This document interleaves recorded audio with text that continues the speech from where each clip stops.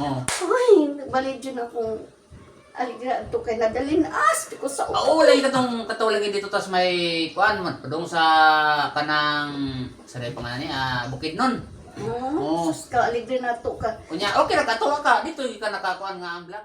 Makauban karon ang usa ka content creator nga Bisaya o bisdak din Makadansky si Kadils o ang iyang Facebook account si Adelina Alvarado. So, welcome ka Ate Kadils. O sa atong kamera karon sa atong kukabildo ni Atan TV Vlog. O.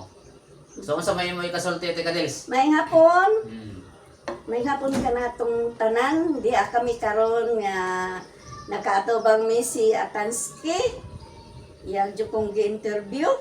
Pero dako akong pagpasalamat kay karong adlaw yun. Nalipay jud ko. So pakpak kayo mga first. So Nalipay may ko. ano man nga nalipay mo ka sa may nadawat nimo karon nga Sabi busy. mo, Tansky, kaninang buntag pagmata ko. Una-una, magdasal una ka sa Panginoon.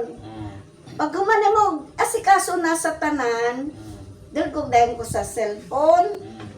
Maoy may nakita na ko nga ako yung gipaabot Tansky nga kanang gipangandoy na ko nga makuha ko ma-invite na ko ni Mita Sa unsa man nga sa tolls. content Monetization.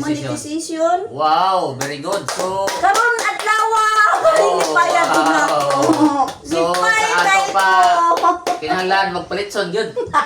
Ay lang ko sa Tansky Oh, kay bitaw. wa pamantay So, atong ikuan karon. Pila na ba ka year nga nasugod-sugod og vlog Ate Kadils?